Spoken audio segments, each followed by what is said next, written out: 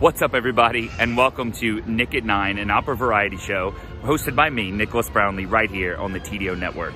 Now, if you're watching this, there's a pretty good chance you're a theater person.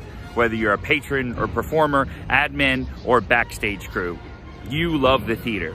And one of the hardest things about all of the lockdown and everything that's going on right now is the inability to just be in the theater. There's something so special about theater. Sure, there's a reverence and respect, but that's coupled with this insane amount of creativity and spontaneity that ultimately leads to this incredible product that's sort of this one-off thing that night that's really special just for us, and then we close down and we do it again. So I thought, in my own small way, I want to bring you all into the theater again, at least virtually. So I'm lucky enough right now to continue, while we're not doing any performances, I'm lucky enough to be rehearsing for Simona Boccanegra at one of the greatest opera houses in the world, Opera Zurich. And so first up on that list of bringing you sort of behind the curtain fully and showing you the belly of the opera house and maybe some things, if you've never been in one, backstage that you'll discover. So come with me as we explore our first one in exploring opera houses and how beautiful and majestic and incredible they are. So first up, we start with this beast. Welcome to the Zurich Opera House. Located in the geographical center of the city and a stone's throw away from Lake Zurich, Opernhaus Zurich serves as the cultural heartbeat of the city. Originally constructed in 1891, its ornate neoclassical facade, coupled with its pristine late Baroque interior, make it one of the most stunning theaters in the world. While its capacity is only 1,100 seats, Opernhaus Zurich performs 250 plus nights a year and plays host to some of the most important artists in the world. Bryn Terfel, Cecilia Bartoli, Christian Gehard, Ana Maria Martinez, Lizette Orpeza, and Lawrence Brownlee all grace the stage this season. So first up, for us singers, one of the coolest things about any opera house, NBD, that's our poster, I'm the snake, I'm Paolo, one of the coolest things about an opera house, and one of the things we have to do as performers, first off, is find the stage door, the Bühneneingang, which is normally directly behind, like a 180 from the front entrance. And it's one of my favorite things in the world. In German, it's called a Bühneneingang, or a stage entrance, and it's one of the coolest parts. So up first, let's mask up, let's use this key card, and let's get in here and see what's up. Follow me.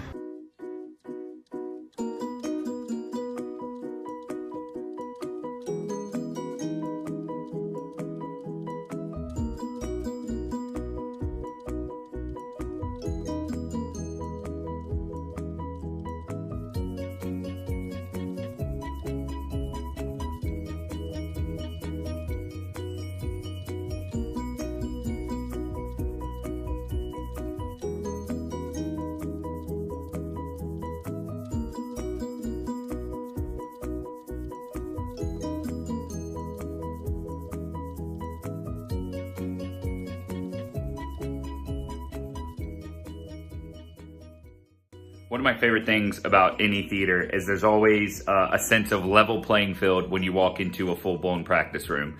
It is forever in the basement, it is forever 4 gray walls, and it is forever a piano sitting in the middle of the room saying, "Go ahead, big boy, go ahead and see what you can do." And as fancy as Zurich Opera House might be, a practice room, my friends, is just that, a practice room. Much like a practice room, in most theaters that you're going to go into, there is always a black box space. Now, a black box space, for those of you who don't know, is a space that is completely a black box, right? 4 corners. In this particular one, it's the Studio Bühne, so they put on little shows in here for different various things. It's a studio stage. It's basically a black slate canvas where you can work on things, and then and sort of like an actor's studio, if you will. Now, my favorite thing about a black box is that it strips away all of the fancy stuff. So it takes the costumes and the sets away, and you do some really serious work in here. For instance, we had our first sing-through in here, and as you can tell, quite a boomy, fantastic place to sing in. So it's sort of the catch-all room in the belly of the theater. Now, you may be thinking, where do you rehearse at, Nick? Where do you rehearse? We actually rehearse across town, which is often in Europe. If you've ever been anywhere in Europe, you know that space is limited. And just, hey, try being 6'2" in Europe. It's a disaster. So space is limited. So we actually rehearse at a different venue. But having said that, The Black Box is where a lot of things take place, and a lot of musical calls take place as well. So welcome to Zurich's Black Box. Something that surprised me when I first got to Europe is that most theaters in Europe, I would say every theater I've ever been to in Europe, has a canteen. Now that can range from like full meals, of course, to just coffee and tea for the artist, and usually at a largely discounted rate from what you would find in the cities due to government subsidies, which is always really nice. And to be honest, in a place like Zurich, sometimes it's the only place you can afford. So as you can see back there, there's tons of people working full time. Now, my favorite thing about these particular canteens at Zurich and in Dresden and in these big houses is that there is always a picture of Bryn Terfel stalking you. I see you, Bryn. I see you. I see you, Miss Dutchman. Look at those cold eyes. We made it to a practice room. And now listen, a practice room is a practice room, right? You would think. Except what's really special about this particular practice room is this. Each tenor, this is the tenor one dressing room, has his own shoes. John Osborne, Larry Brownlee, my namesake, Pietro Batzawa, David Kim, Lee, Woo-John Lee, great singer, Javier Camarena, Kaufman. These are Kaufman's boots. Watch. I just want you for my own, more than you could ever know. Make my wish come true. All I want for Christmas is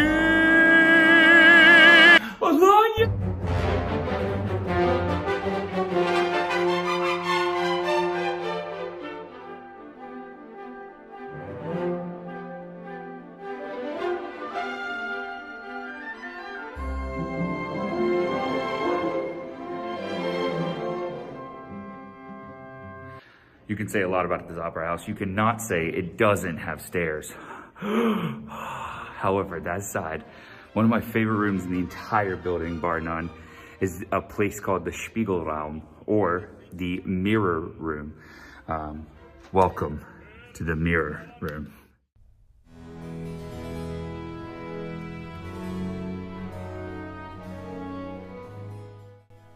Mirror, mirror on the wall, who's the best singer of them all? Well, like, it depends on repertoire and house size and conductor and point of career, but like, if you're going for something, no, Mirror, we got it, we're good. No, but don't you want, no, we're good, thanks. The Mirror Room is located on the second level of the Opera House, and besides being an incredibly stunning replication of a late Baroque drawing room, I Googled that, it houses meetings, which clearly it's set up for now, and was the location of our first day of rehearsal meet and greet. My favorite day of the rehearsal process, probably. Second to Sitzprobe. If this room alone isn't enough to take your breath away, it opens up to the veranda and it has a beautiful view of the entire Platz below, as well as the most stunning view of Lake Zurich just over to your left. A truly beautiful room. Haha, we've arrived to the moment we've all been waiting for. The inside of the Opera House. Now, you won't find maybe an opera house more pristine and more elegant and more stunning than this opera house we're about to walk into. The history is so rich here. This was rebuilt in 1891, renovated in the 80s, and it has kept its Baroque and ornate charm. And also, fun fact, was the first opera house to ever have electrical lighting. So the history here is rich, as you are about to see. Ladies and gentlemen, welcome to the most beautiful opera house in Europe.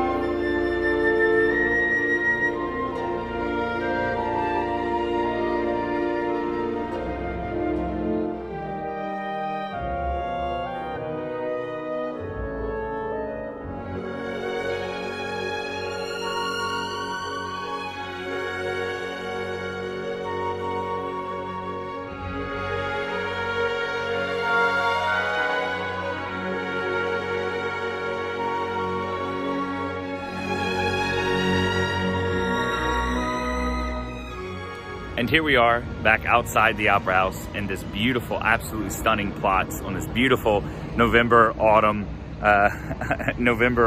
day.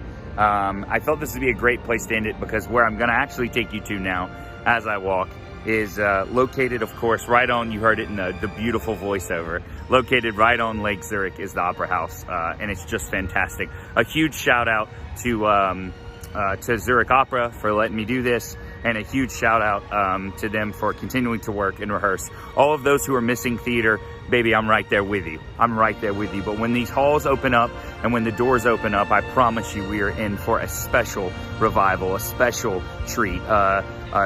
You know, sort of Southern Baptist tent revival of opera, which is what I'm absolutely praying and wishing and hoping for. So to everyone out there, much love, keep the faith, and one day we'll get to open up those doors and we'll be back in the theater for ourselves once again. So with no further ado, peace everybody. Welcome to Lake Zurich.